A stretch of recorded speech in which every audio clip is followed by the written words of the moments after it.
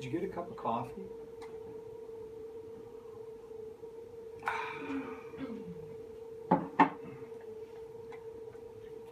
Okay, so it's April 15th. It's snowing. Cars are covered with ice. Somebody at the Y said, and you've heard a million people say it, this can't be global warming, right? Well, of course, we're not understanding. It's about climate change. Anyway, that's one of those things that seem very overwhelming to consider. What can I do? Recycle. Trying to pay attention to my carbon footprint, except when I want to go on vacation. Amen.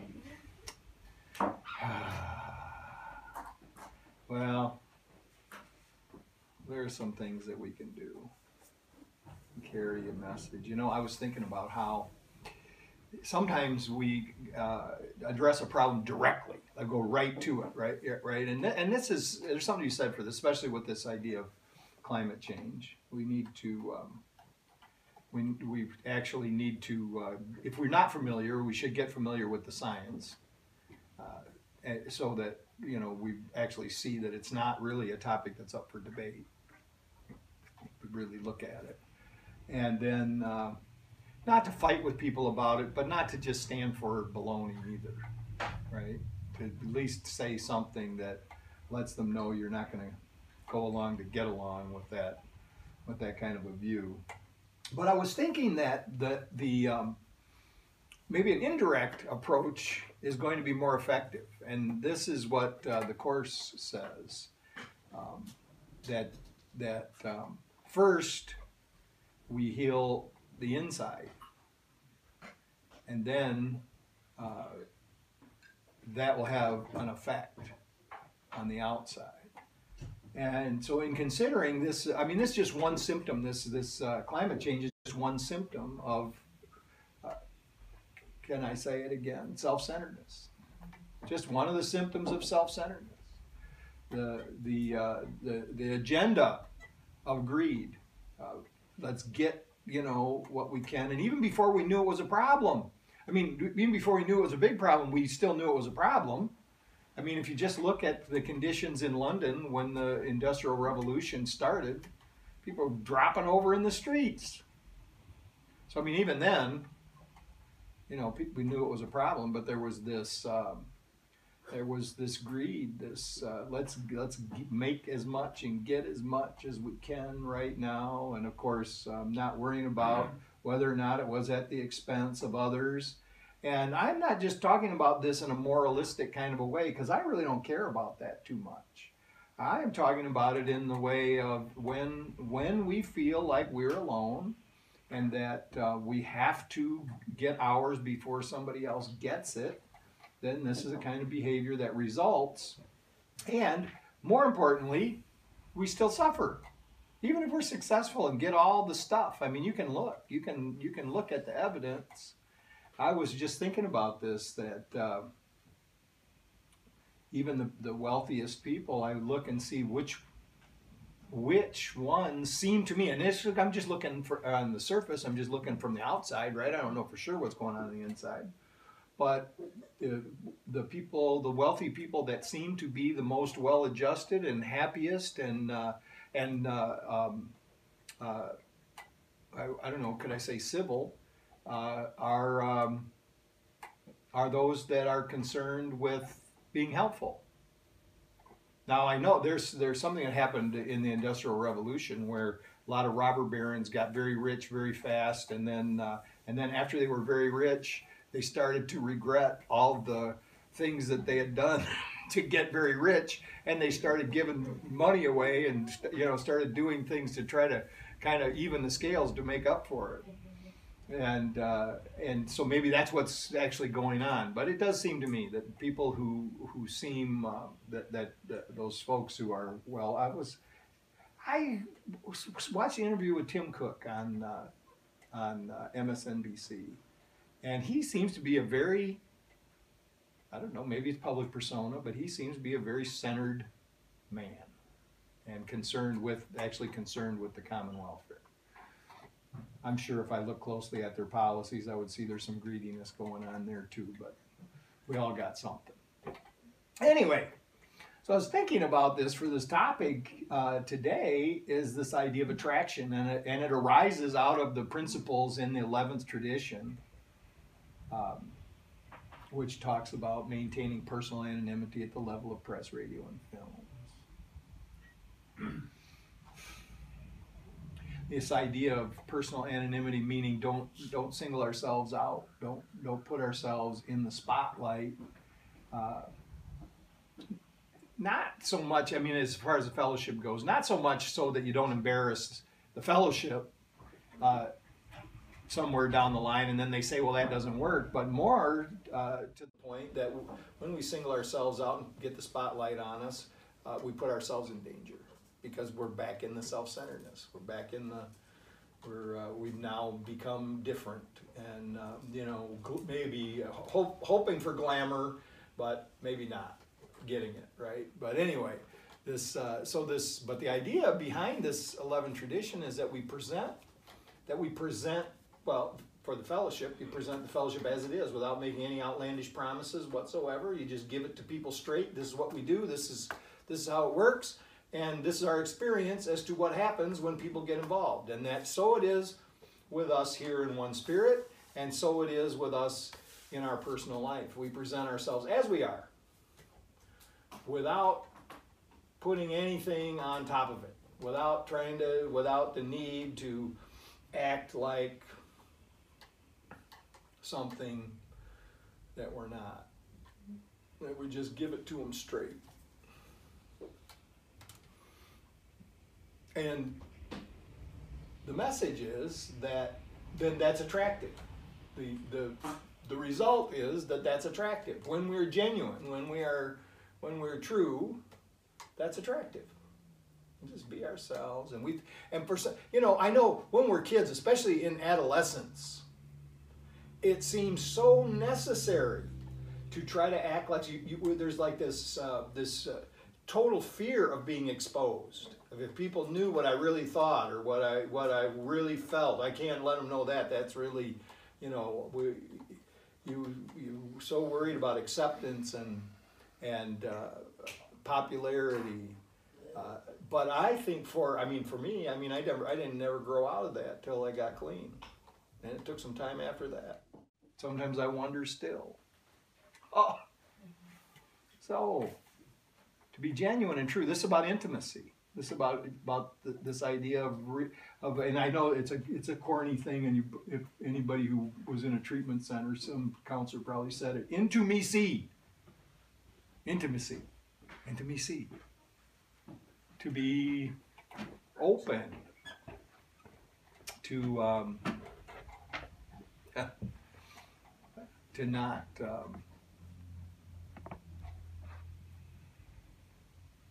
not make promises, to get approval. I was thinking about this.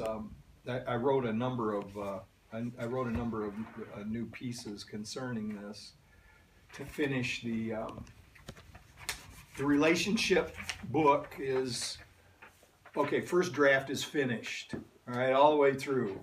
It's done. So another meditation book, all about relationships, based in the traditions. And these were the last ones that needed to be finished. The ones for Tradition 12 were done already. So these were written this week.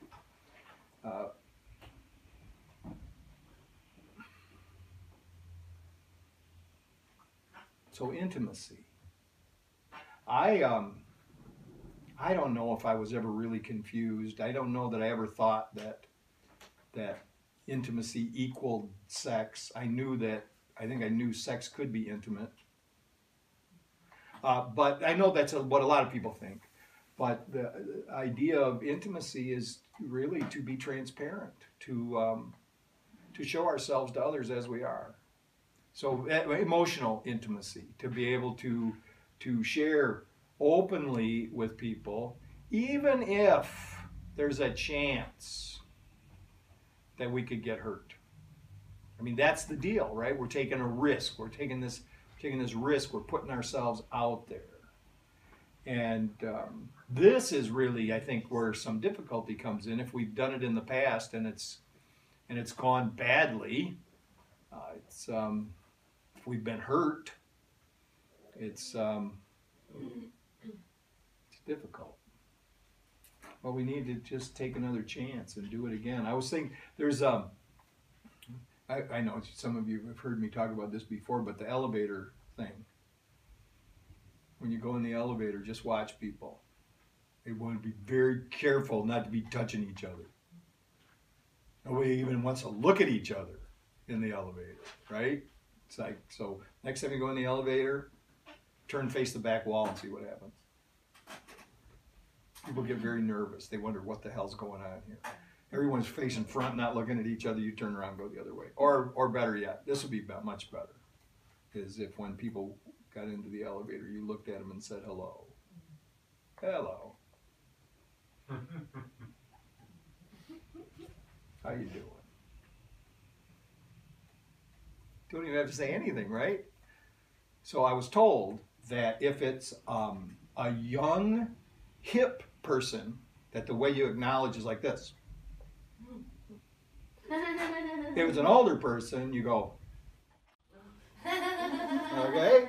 Yeah. Right? Is this right? It's true. So, that actually does make sense. I never thought of it that way. okay. So but let's do something, right? Let's do something. Acknowledge people when they get in there. Then the other thing is this this closeness. Now, you know, when I talk about this, I always disclaimer. Women have to be a little bit more careful about this, because a bunch of us men out there are weird. We don't know what we're like disconnected from reality, and we think if a woman smiles at us that means something that really it didn't mean. They were just smiling, right? They're just smiling. She wants to go to bed. Something, at least coffee, right? Right. So, but the other part of this is just notice how we have a tendency to like get ourselves crunched up into a small space. So, you know, if you fly and you have to go back in the cattle car, coach. The only reason I don't call it the cattle car because the people back there are cattle. I call it the cattle car because that's the way the airlines treat you when you're back there, like you're cattle. But if you have to sit back there, there's no room. Especially if they stick you in the middle seat.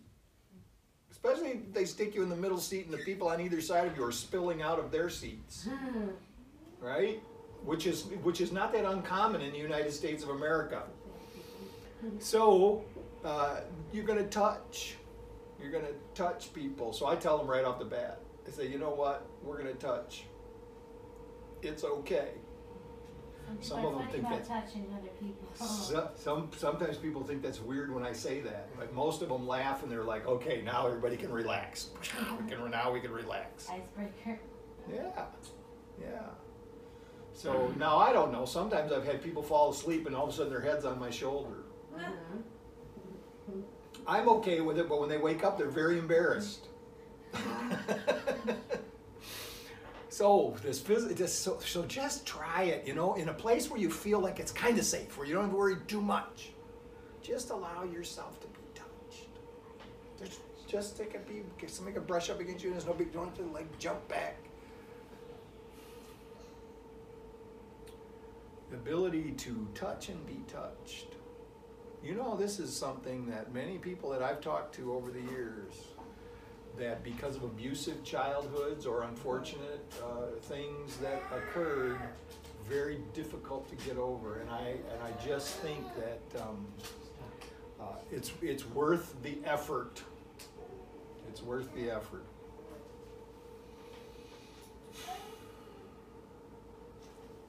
So hey, the sign says attractive. You are. People have been driving by all week seeing that. I wonder if it affected anybody's mood. Yeah. I hope so. For sure.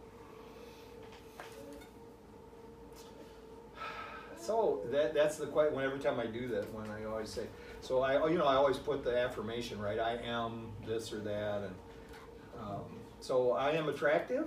Question mark. This is a question we all ask. If somebody said that to us, we go, really? The ego doesn't want to even think about that, and I'm not even talking about it. It may be, hey, it may be in a physical way. That's great.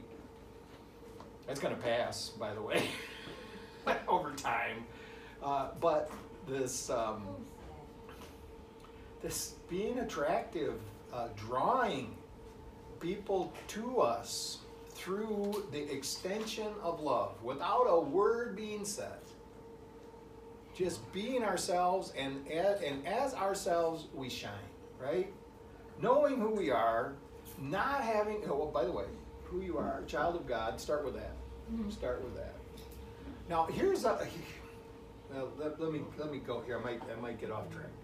So, knowing who we are, not having to act like something else. This is what we actually, it's a definition, one of the definitions of humility. Not having to act like something else. Just being ourselves. Sometimes it seems like we have multiple personalities. And I used to not want to say that because I thought nobody else did. And I realized that it was that this committee was going on in everybody's head. That it was actually where the reference in the book of Revelation to the legion of demons was coming from, right? That these voices, we have these voices. It's the nature of ego. Ego employs this legion of voices to obscure the one voice for God, right? And it's not some outside force working on us. It's all of these shards of personality that seem to be at war with each other. So we don't want to own them as if they are us. They're just temporary aspects of our personality. They can actually be changed, and eventually they will drop away. With practice, they will drop away. So we don't own them, but we don't deny them either. This is important. In this, we get on this spiritual path, and we think we're supposed to act like saints, or at least in front of people. And this is not helpful. It is much more helpful for us to be relaxed and to interact however we do. And then that gives us the opportunity to admit when we are wrong and to proceed to do something about it. And actually people get to know us. They actually get to know who we really are. So we become aware of these things and we do our best to give them over to the care of God. This is the action of the 6th and the 7th step. We give these things over. But we remember that the truth is we are not our defects. We are actually the love of God looking like us right now. So while we don't have to act like we don't have defects, we can act in accord with our own true nature, and that is the thing that is very attractive. We extend ourselves into life, working to alleviate suffering. When I say this thing, I don't want anybody to get the idea, and I don't think you do if you watch me. I don't mean for you to get the idea that working to alleviate suffering means you've got to go out and pound the pavement and be on some kind of mission where you're trying to save every person out there. Now, I am just talking about in our everyday interactions with people, if we could just try to be helpful, if we could just try to, well, look, whenever we get our, so we had this, many of us now are in this situation of some guilt and many of us in some grieving right now. And so what I have found is when I am grieving, that the very best therapy for me is to help someone else who is grieving. Yeah. To put myself in the position of let me be helpful to those around me. And look, isn't that weird? That's how all the 12-step fellowships work. If we have a problem with addiction, we help other people who have a problem with addiction, and what happens? We get better. It works that way with everything in our lives. Got a problem at work? Help somebody else at work that has a problem with work. We get better. No matter where it is, no matter when. So we extend ourselves into life. We give genuine care and concern. And when we do that, that actually pulls people to us. This is attraction. It pulls people to us. People are drawn to us. We can drop any pretentiousness that we may have, and yeah, you know, it's funny when we do that. We become charming in our own way. Might not think of yourself that way. So we embrace our identity of light and love, and we kind of try to let go of the shortcomings.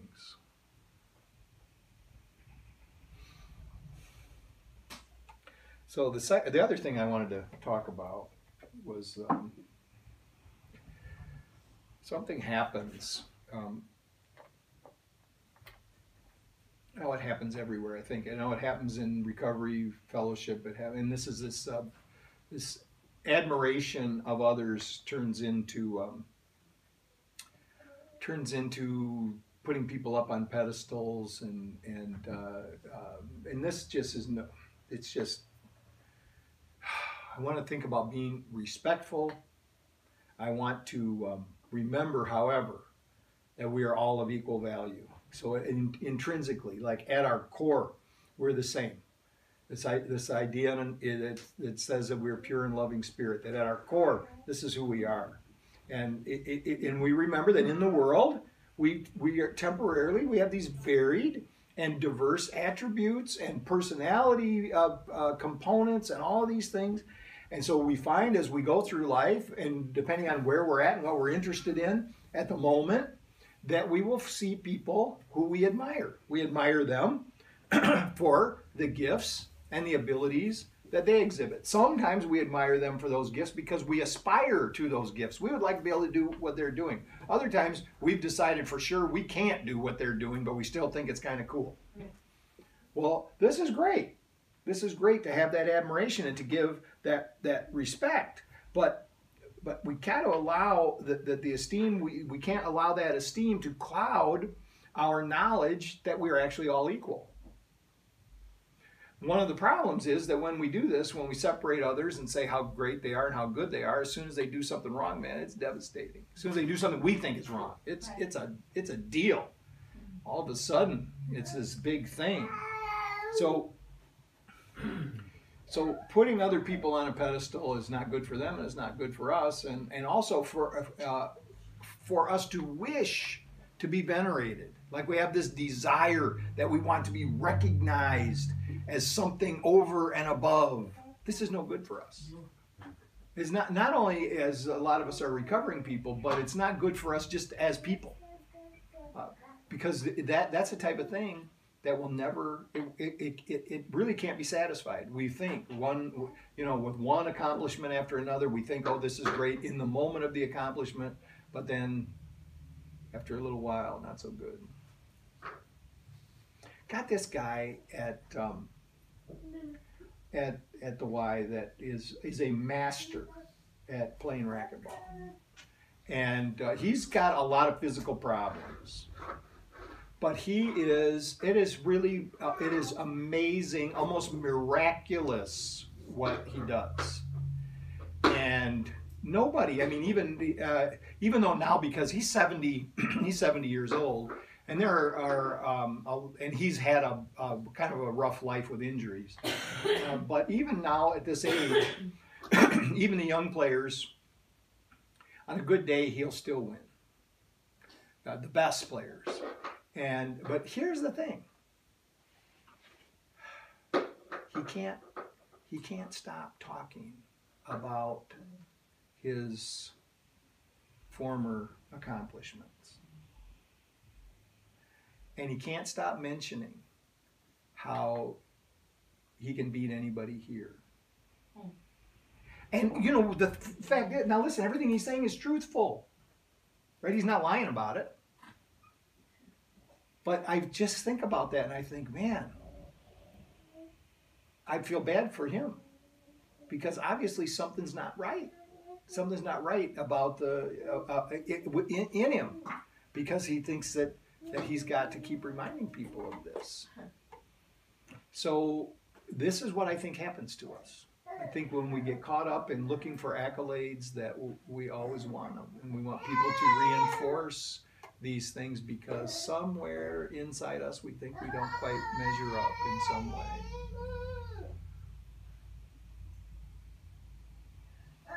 So we're all in this together. We all have a role to play.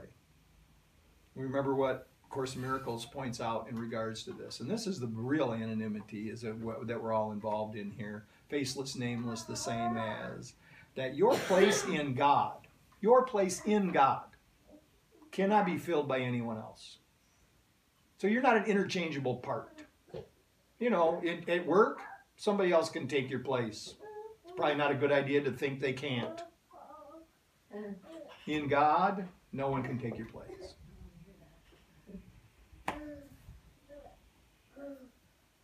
We hold each one of us. This is this beautiful anonymity of holding each one of us as precious.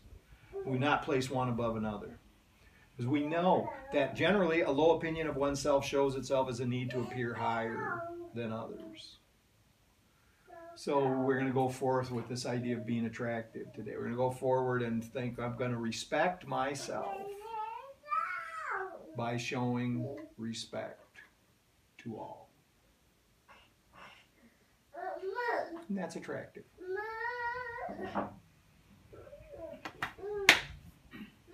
Namaste. Thank you.